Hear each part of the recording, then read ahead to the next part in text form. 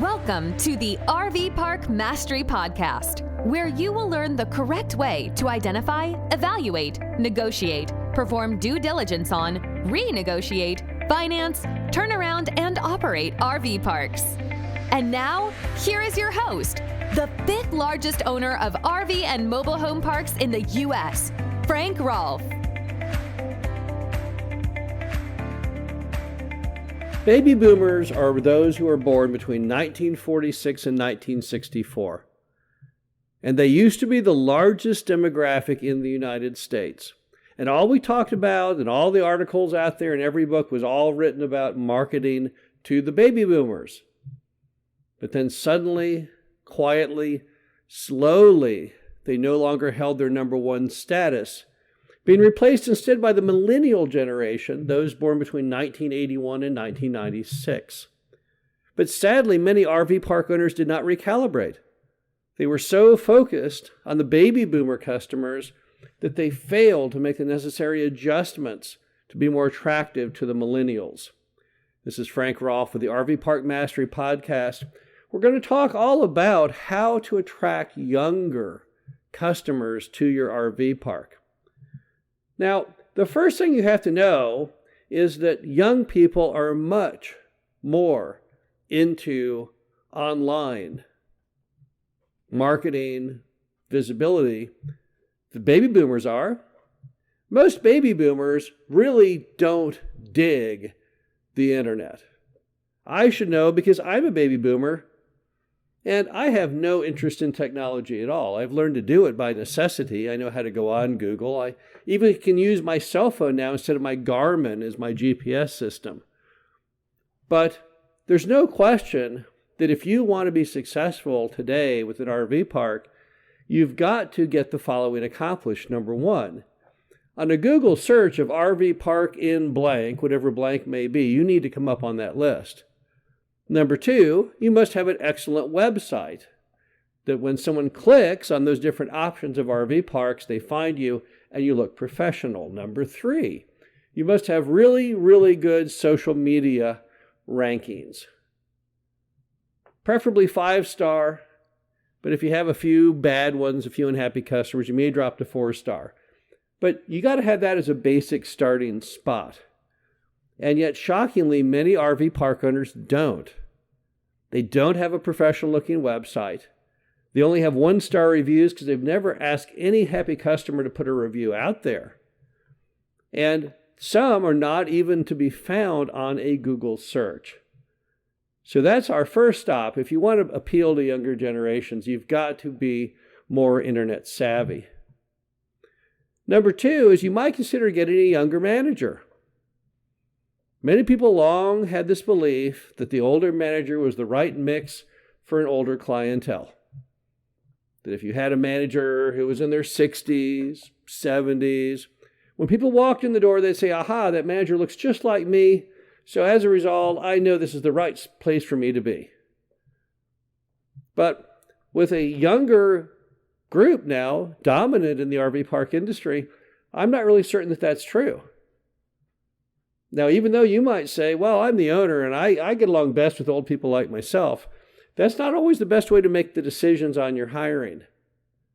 It may just be that the younger candidate you didn't choose because you preferred the older candidate. You may want to change that. Because obviously every customer likes to work with people like themselves. And since we've got a age group change going on, we want to make sure that our manager is more of the variety of age and customs as your customers. Also, you may want to consider better signage. There's a lot of bad signage in many RV parks across America, and that's bad because signage sets the first impression of what you have going on. And the younger generation, they have grown up in a world where people don't paint their signs on a piece of plywood, but that everything is professionally produced through a group out there that does great signage online, and everything we see on the internet is so professionally polished and typesetting and color choice. You got to have better signage today. So look at your signage realistically. Say to yourself, okay, now is this Is this pro-quality in the modern world? And if the answer is no, it's really not. It's really kind of dated. Probably time to change it. Also, don't forget to use the various elements you can use to gather visibility from the street. Things like feather flags, anything out there that gets people to look. It also creates excitement. And young people, well, they love excitement. Also, remember that people need to do everything virtually today. People no longer like to call up and talk to people. I find this shocking, being a boomer.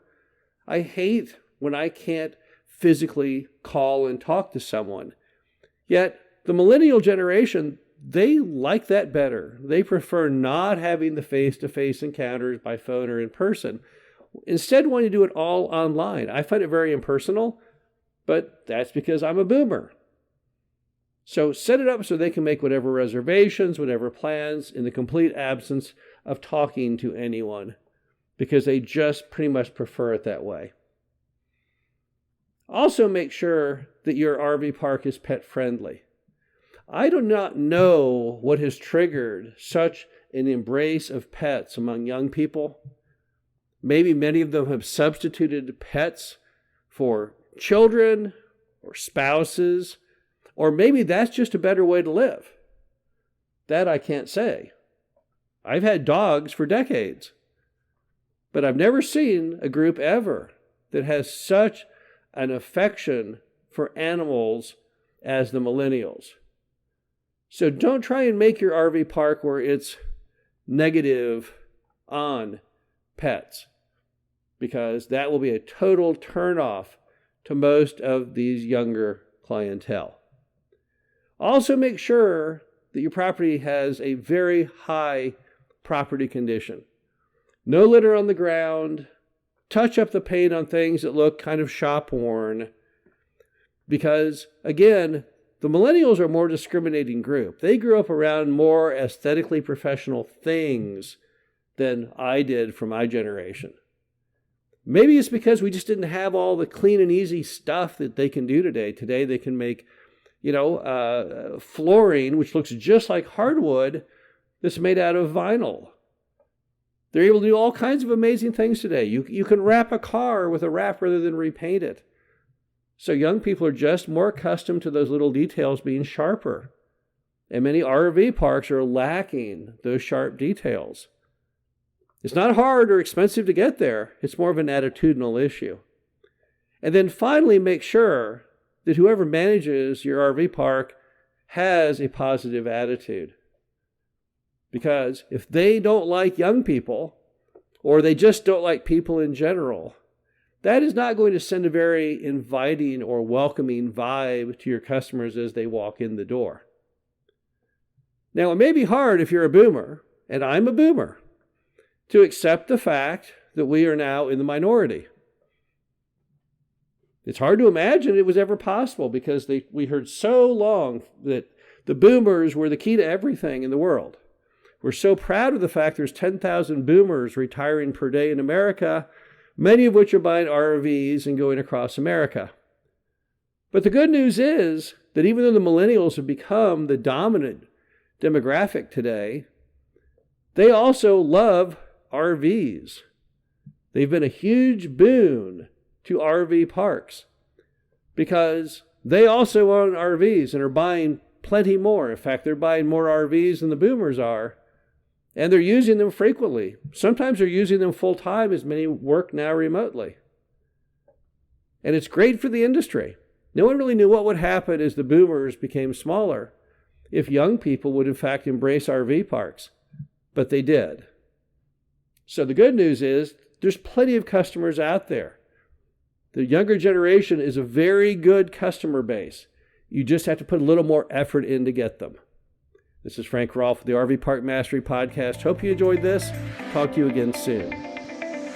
Thank you for listening to the RV Park Mastery Podcast. Be sure to visit us at www.rvparkmastery.com, where you can learn the correct way to identify, evaluate, negotiate, perform due diligence on, renegotiate, finance, turn around, and operate in RV parks.